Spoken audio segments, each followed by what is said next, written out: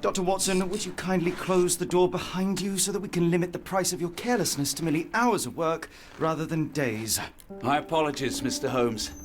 I found myself rather taken aback. I saw tidier houses in war-torn Afghanistan. Are those my surgical needles? I ran out of tacks and the matter required immediate attention. Was that my supper? Plainly not, for I was the one who ate it.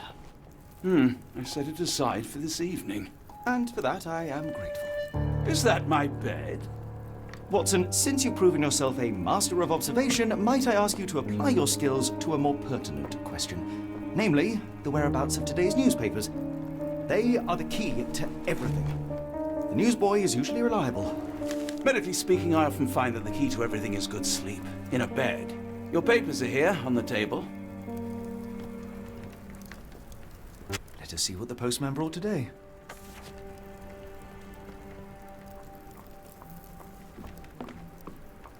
This mess is getting out of hand. What will the landlady think?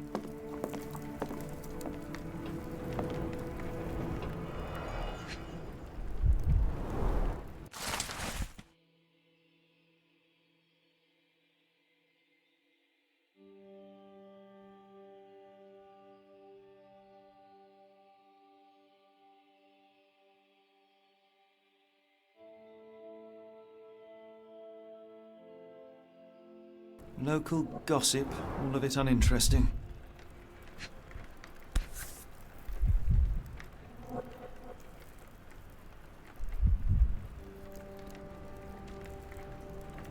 Your order from Barnes' bookshop has arrived, Doctor. Barnes insists on delivering the books to our door, even though we could easily walk to his shop. That's good service. Another letter from Werner. I never reply, but they keep coming.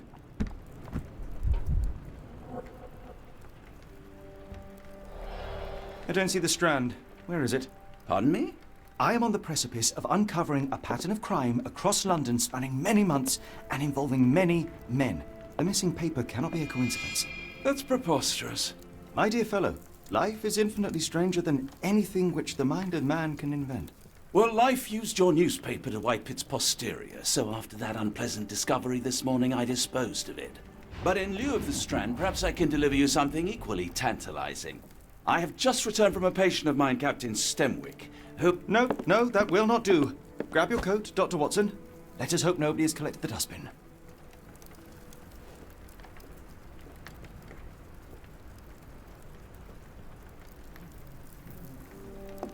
The dustbin is yours for the digging, Mr. Holmes.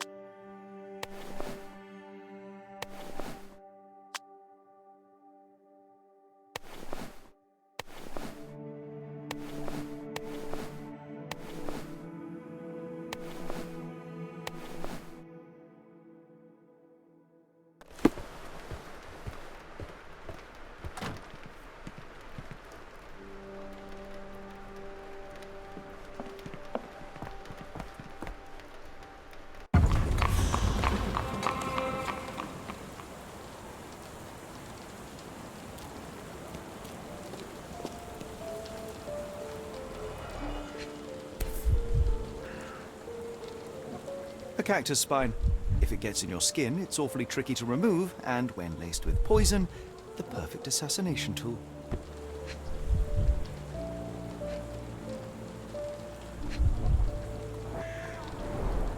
You were mistaken, Dr. Watson. The paper was indeed dirtied, but not how you implied. It's potting soil. See, Watson? The conspiracy is real. Someone tried to poison me. Poison? You? That's madness.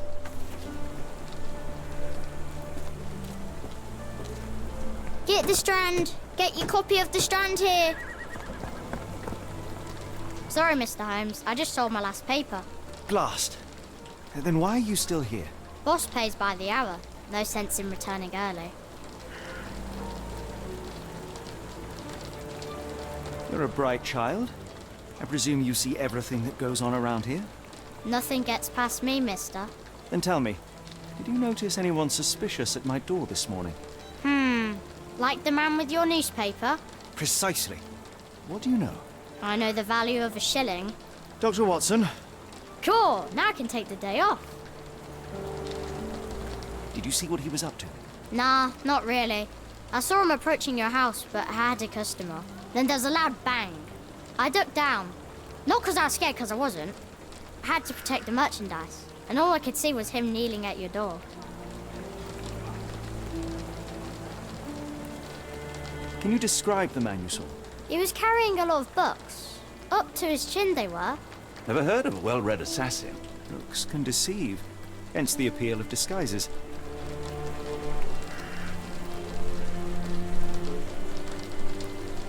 Which way did he go? Not sure. I was distracted by customers. Sorry. All right.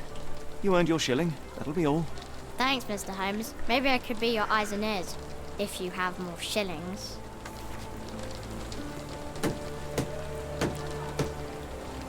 Get the Strand! Get your copy of the Strand here!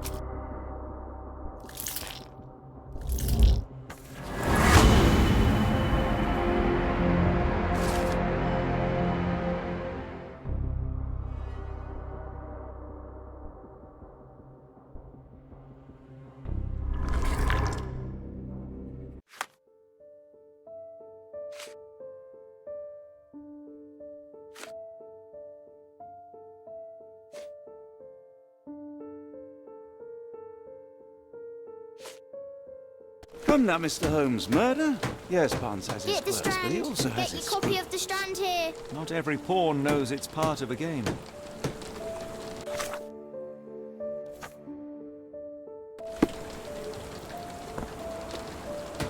Get the Strand! Get your copy of the Strand here!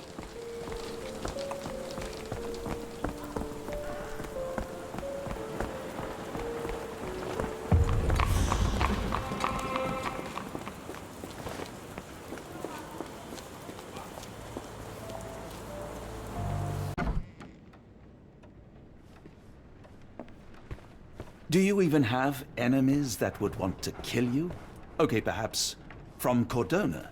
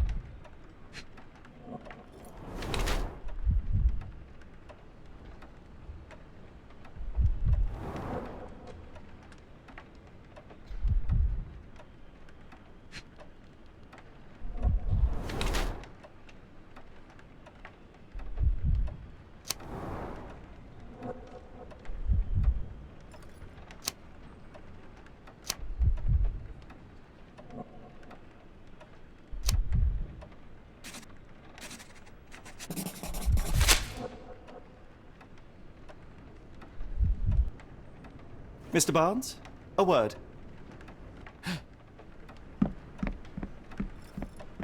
Ah, for goodness sake.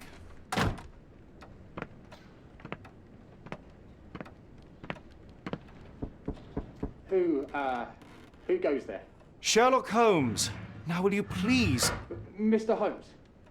Golly, I did not see you come in. Would you care to answer some questions for me? Well, I wish I could, but I am deep in the weeds with work. How about we reschedule in a month or two?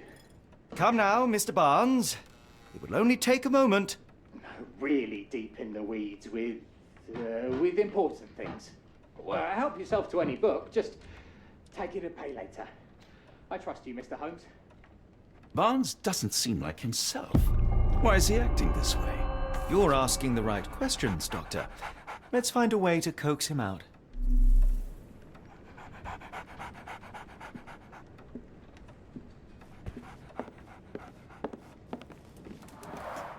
The ladder is broken, recently, judging by the freshness of the wood.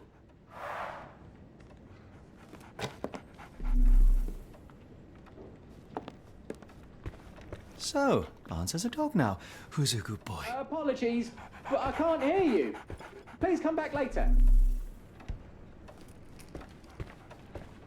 I could hardly imagine anything more macabre.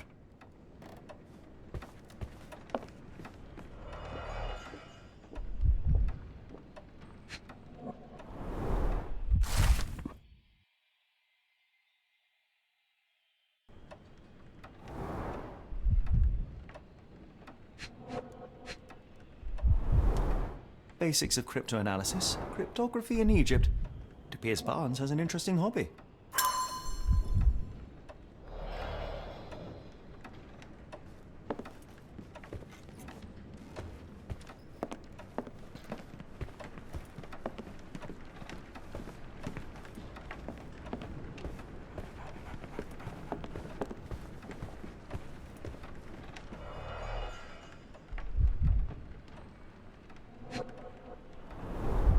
In the language of Mycroft's secret agents, it's a sign. Dried flowers are replaced when the job is done. I wonder who the recipient is.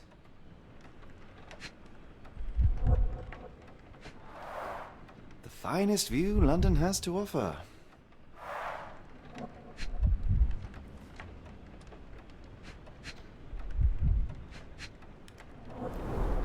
An improvised stand, but it does make the flowers more visible.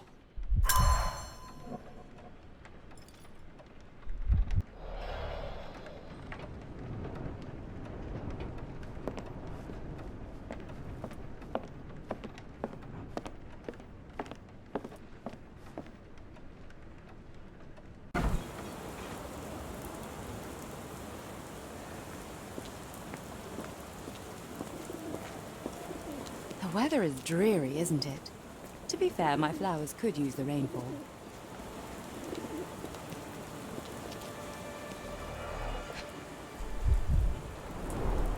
Encouraging people to stop and smell the roses? Our national emblem. God save the Queen.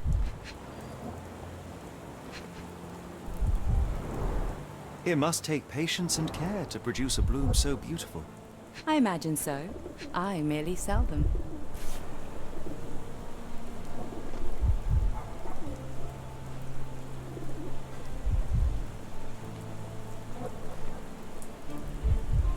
The pot is damaged.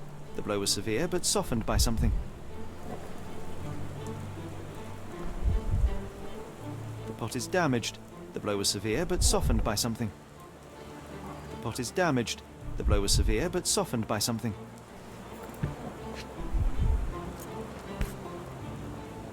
Familiar spine? Is this what I found in my dustbin?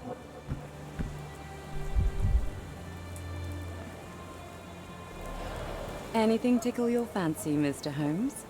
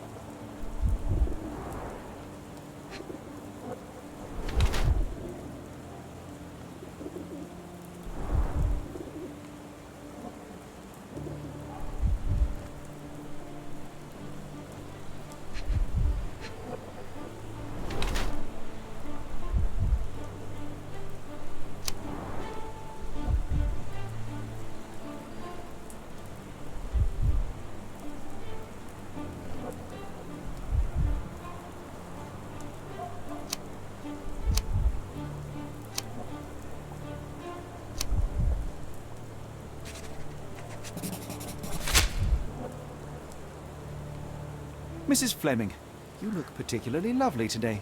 Is there a reason? Does a woman need a reason to look or feel beautiful? No, but your distant look suggests you seek one man's gaze in particular. Who told you that? Nobody. Merely a keen eye and some simple deduction. Well, I'll kindly ask you to keep your keen eye to yourself, Mr. Holmes.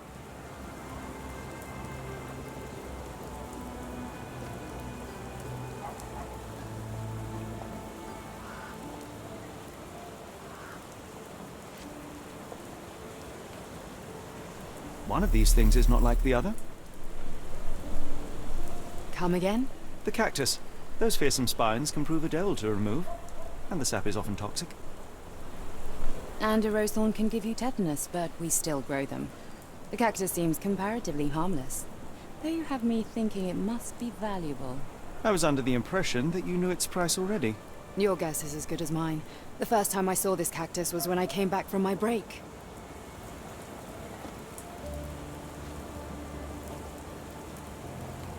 Are you sure you're asking the right person? I'm just a flower seller.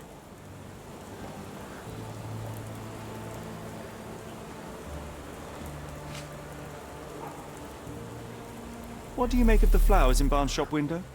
Well, they could use a bit of water. Do they mean anything to you? Mean anything how? I'm not sure I'd follow, Mr. Holmes. Why do you think they're there? Are you suggesting the flowers are for me? It seems likely, does it not? Oh, I hope you're right.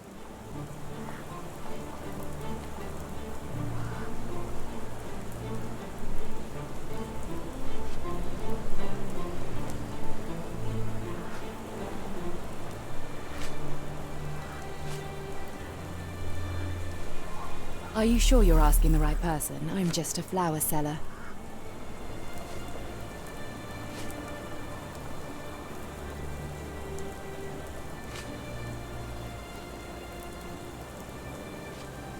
I don't know anything about this, sorry.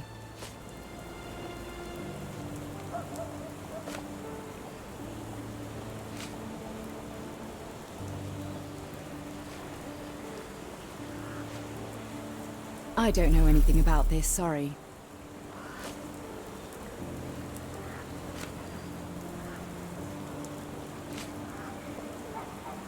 Are you familiar with Mr. Barnes? Yes, no, not really. Well, in a way. What on earth does that mean? I know who he is, of course, but we haven't shared much more than a look. A look? Yes. Each morning I go for a walk in the park with my dog, and most days I spot Mr. Barnes there with his new puppy, so we see each other. Actually, we once met briefly while our dogs played. He was quiet and seemed unsteady as he approached, but since then, we've never spoken. I often see him staring through the shop window. Sometimes I wonder what he thinks about that would etch such longing onto his face.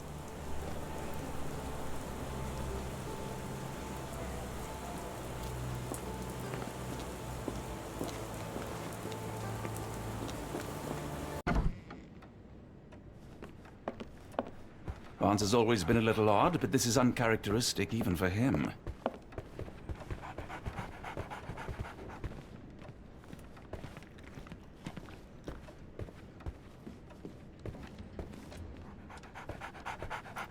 We're looking for a cactus needle in a haystack. A spine in a book stack? No, come on, Watson, think.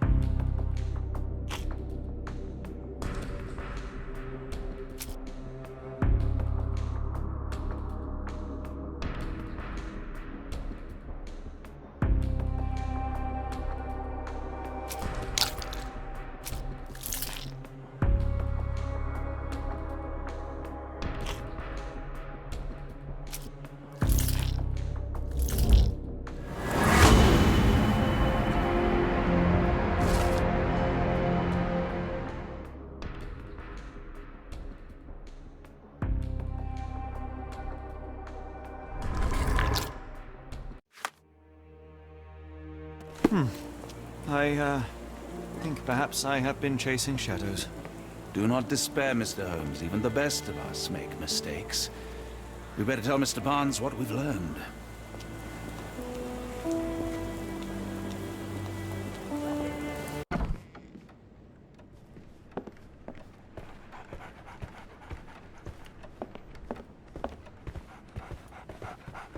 Mr. Barnes, I know what you did, and I know why you did it. I'm sorry, Mr. Holmes. I can't hear you very well from behind the door.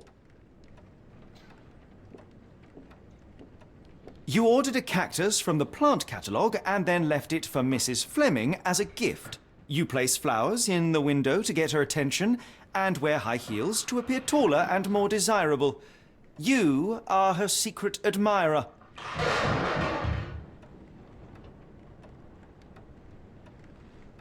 I couldn't read this morning's edition of The Strand because it was covered in soil and spines. I know you dropped a cactus on it and then fled. Barnes, it's Dr. Watson. Rest assured we are not interested in disclosing your personal affairs to anyone, including Mrs. Fleming. Please come out. All right, then.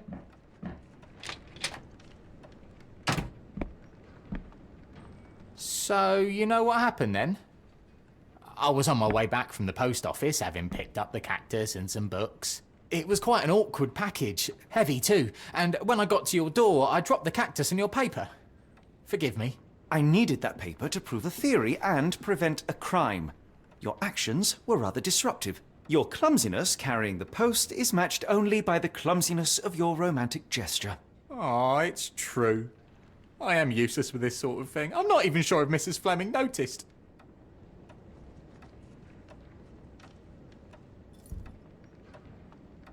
As in most things in life, truth is the answer. Cease with the abstruse signals and anonymous gifts, and simply talk to the woman. What is the worst that can happen? She rejects you, and you are freed from this endless purgatory. That... Yes, you are correct, of course. I do have a slight tendency to overthink things. Thank you. So at last, we return to the matter of the paper. I'm investigating a string of burglaries. Did you perhaps read of any before the edition was spoiled? I don't recall, but you're welcome to read our copy for yourself. You had an issue of The Strand here all along? Well, naturally. I am a bookseller. I have a subscription to every magazine and newspaper in London. So you ought to be familiar with the concept of burying the lead. Oh no, my apologies, Mr. Holmes. I'll make it up to you however I can. I am an expert on obscure languages and translation and Yes, okay. Just give me the paper.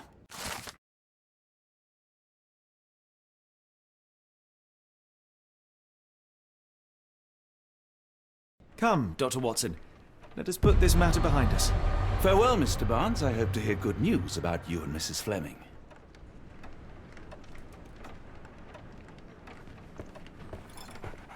I'm sure Barnes has had enough of our meddling, Mr. Holmes. We best be off. Well, that was an utter waste of time. An assassination did seem rather unlikely. There was supposed to be another burglary. I was certain of it. Something you wish to say, Doctor? No.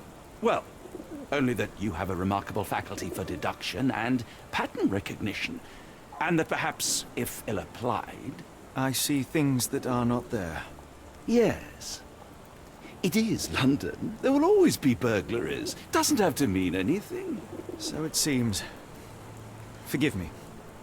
Without something to occupy my mind, I turn into an entirely different animal. Which brings us back to my news from earlier. I think I have a case for you, a real one. Truly? Indeed. Though perhaps not as thrilling as your stories from Cordona. A patient of mine, Captain STENWICK, told me that his servant disappeared. I said I knew just the man to help. What do you say? Oh, Watson. Yes, I know it's not the most tantalizing mystery, nor the story to launch my writing career. But... it's brilliant. Let's go. Oh, good. Well, his house is nearby. Come.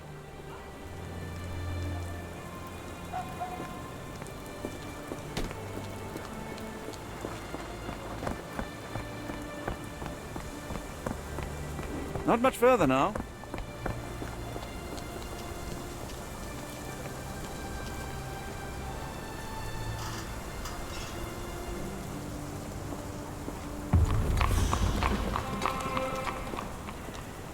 Is this lousy attitude of yours because of my altercation with Inspector Lockhart?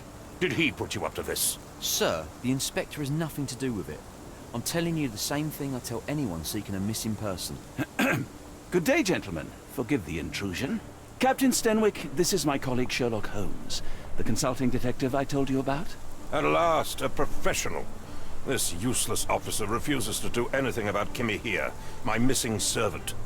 What was your name again? I shall be certain to inform your superiors. Sergeant Ruffles. And it's my superiors who made this decision, sir.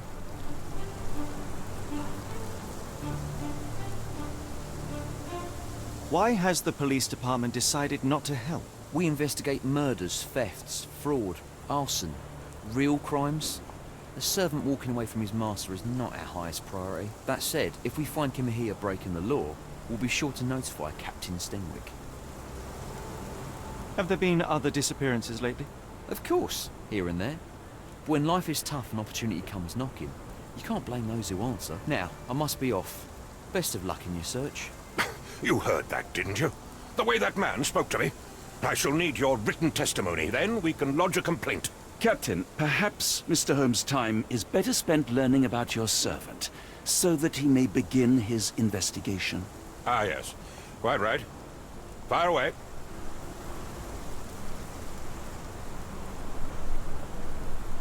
Tell me about Kimahia.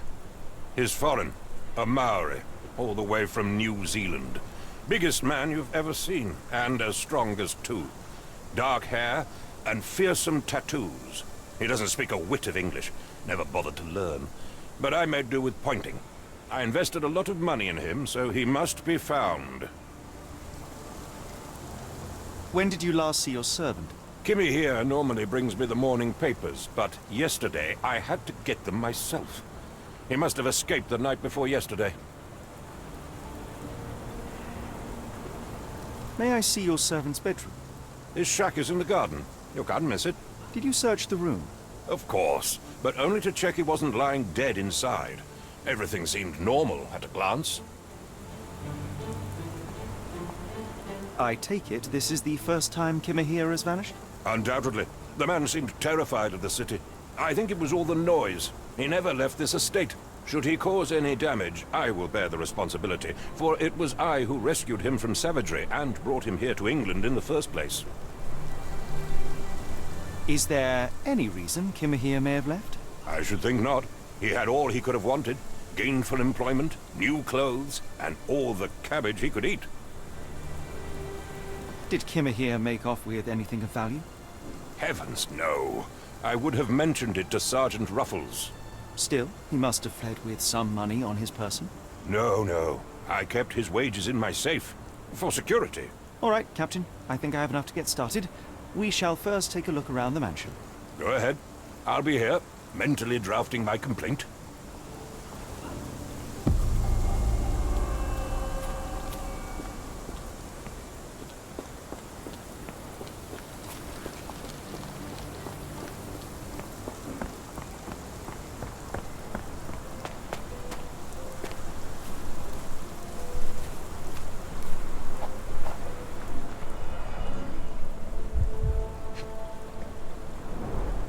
Chewing tobacco.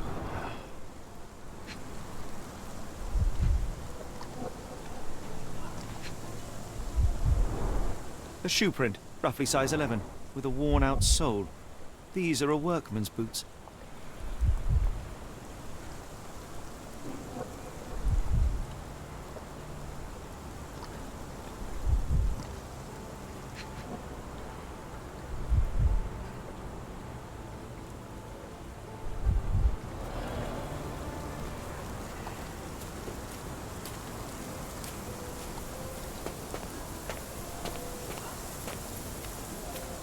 Stenwick makes his servant live in a tool shed.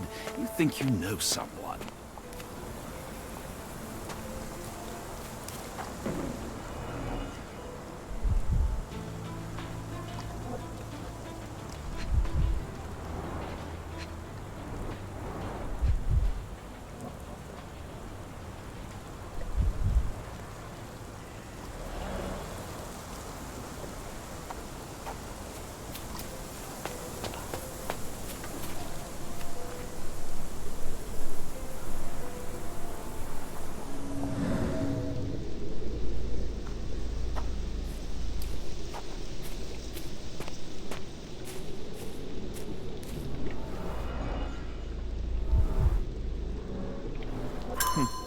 Looks like a knee print. Someone knelt here. The amount of chewing tobacco suggests they were waiting a while. Amazing, Mr. Holmes. To read the ground like an open book.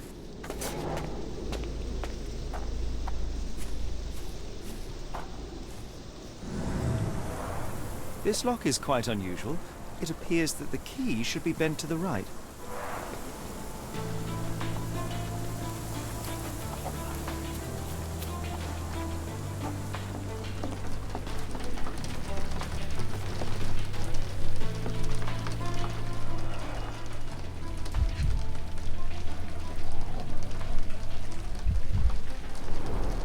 Impressive. The sack of grain retained the shape of an impact.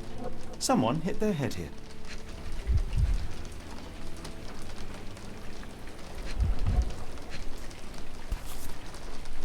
A small navy spyglass.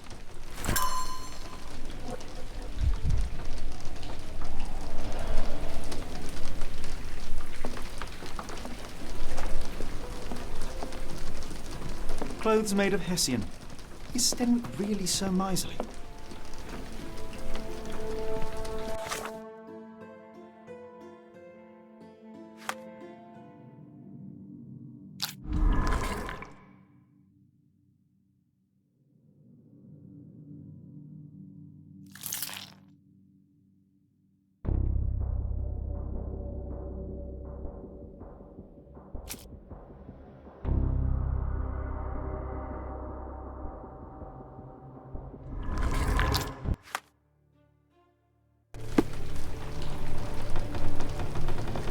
Do you think Kimmy here had an accomplice in his escape? No air coming through it. Button chops. The remains of a meal. The ashes are long since cold.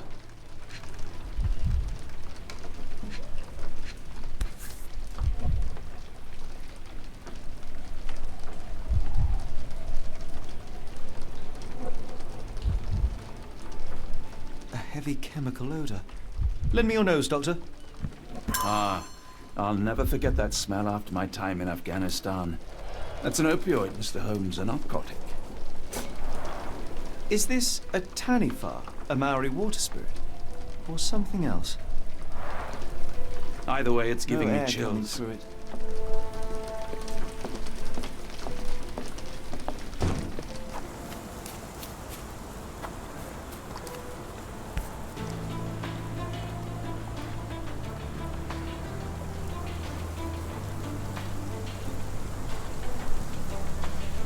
The rag reeks of smoke. Someone plugged the chimney.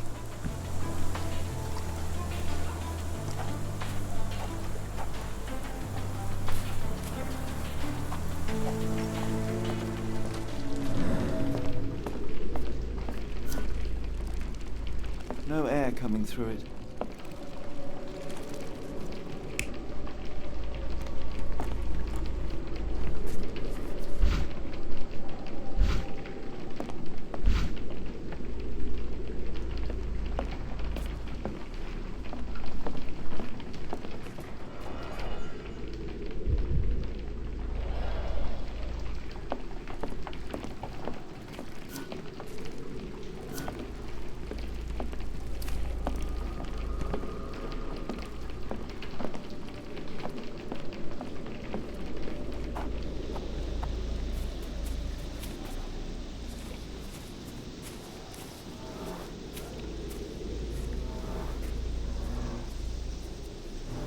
Could have left these tracks. They seem fresh.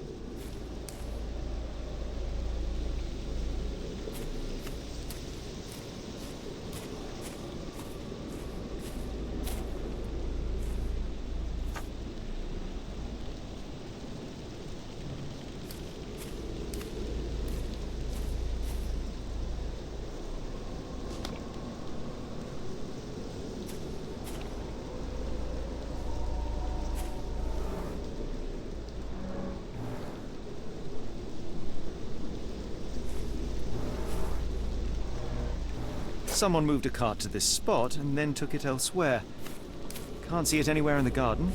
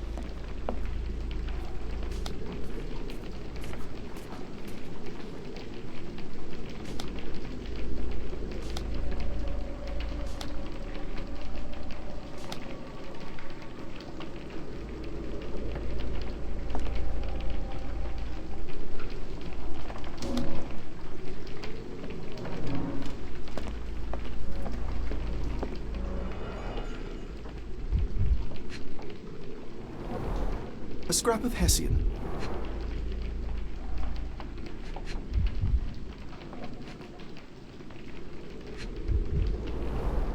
These were sturdy boxes. It would have required a serious blow to break them.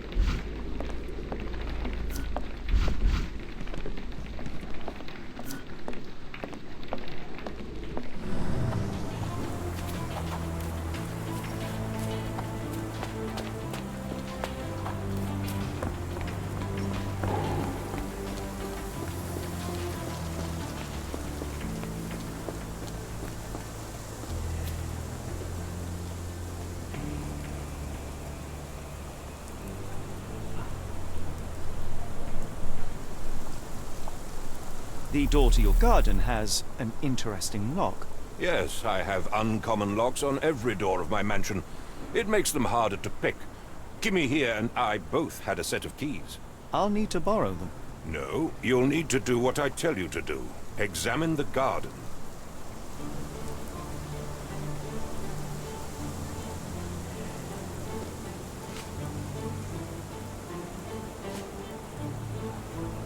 Are you joking? Why would I know this?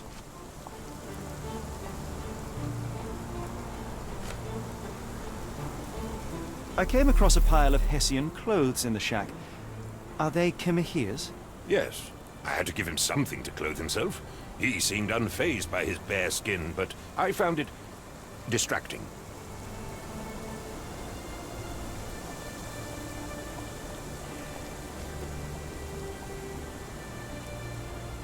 Do you happen to know Kimahir's shoe size? I wouldn't have the foggiest. But I'm sure it was enormous. Not that it matters. He spent his life barefoot. Despite my best efforts, he simply did not take to shoes.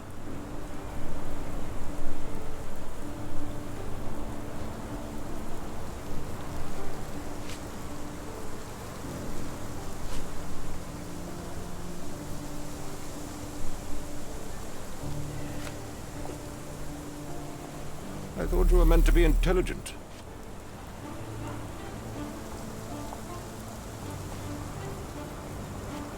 Is this spyglass familiar? I don't recognize it. Could it be Kimahir's, perhaps? I doubt it.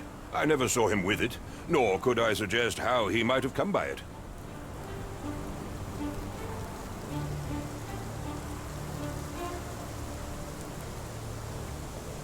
Has Kimahir ever indulged in tobacco? No, the man doesn't even drink. Are you certain? I found chewing tobacco in the garden.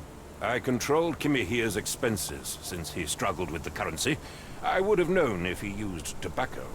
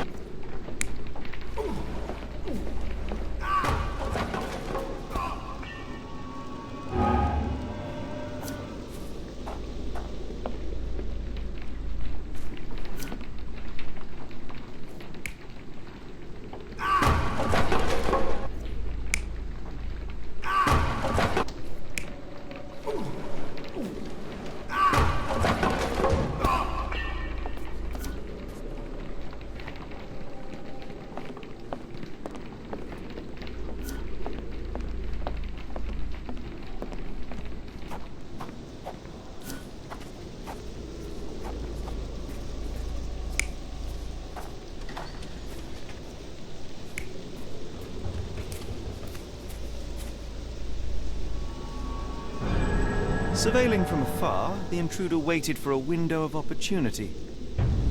When Kimahir went to sleep, the man crept up to the shack and slipped narcotics down the chimney pipe, then blocked it with a cloth. Kimahir inhaled the sedative and fell into a deep sleep.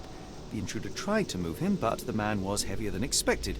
The intruder fell on the sack and dropped his spyglass. In order to transport the servant, he had to use the cart. The final challenge was opening the garden door. Luckily for our intruder, Kimahir had the key in his shack. Remarkable. It makes total sense.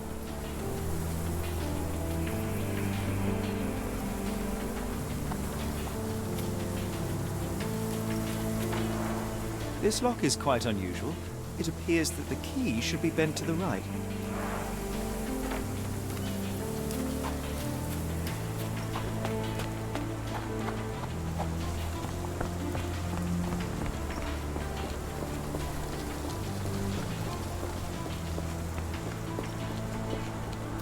You'd best have found something by now, gentlemen. I fear that someone may have spied upon Kimahir. Likely the owner of the spyglass I found earlier. It appears they were watching for some time, as there was an impressive amount of chewing tobacco on the ground. And your point?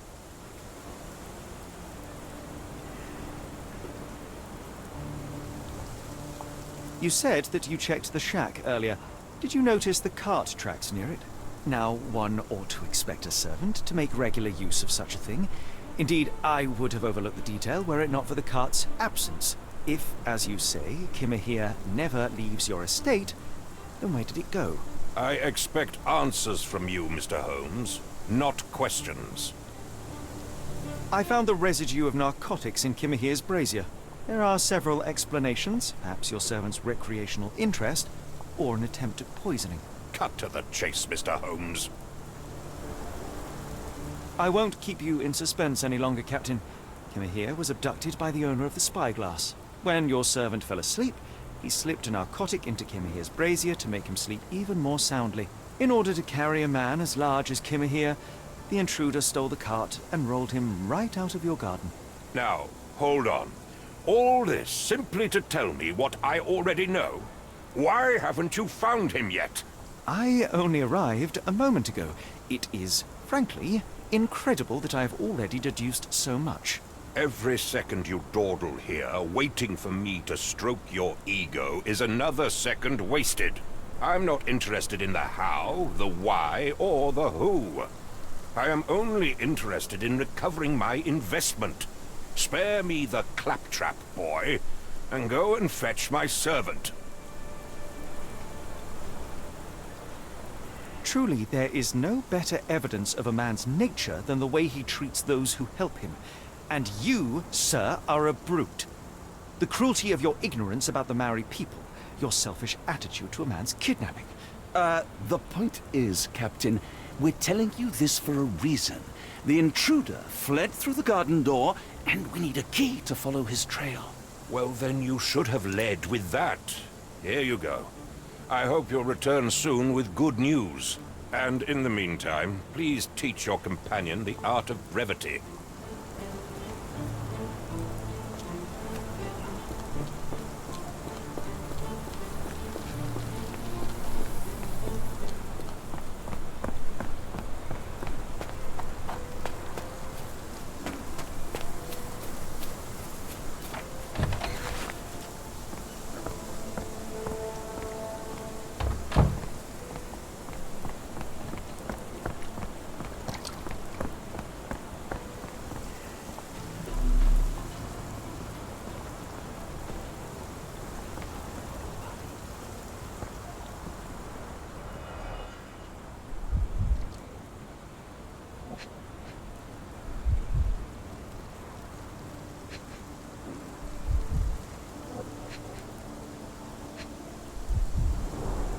Wheels picked up grass along the way. Kimahir's cart, I gather.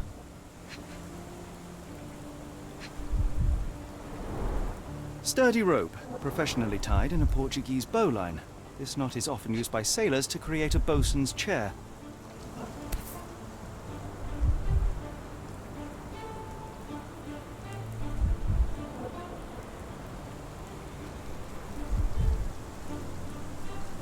Roy Soulsby. Could that be the name of our man?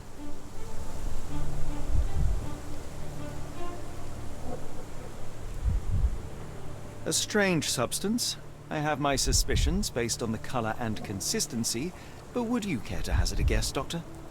Well, it's odorless, but from the way it absorbs water, I'd say saltpeter. Then we're in agreement. Well done.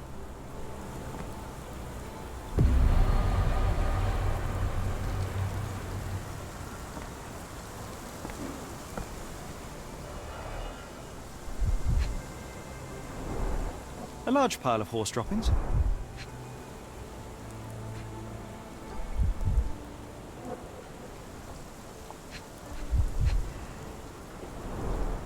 Many cigarette butts.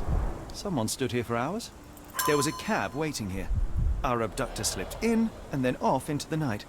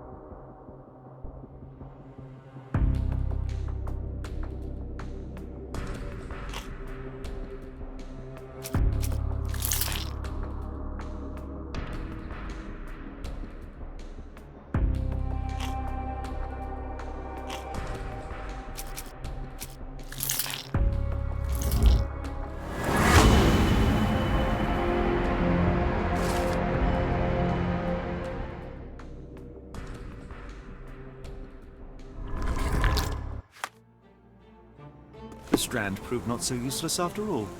The saltpeter accident. Doctor, do you recall? The Port of London, of course. The footwear, the spyglass. Indeed. We shall need to take a cab there.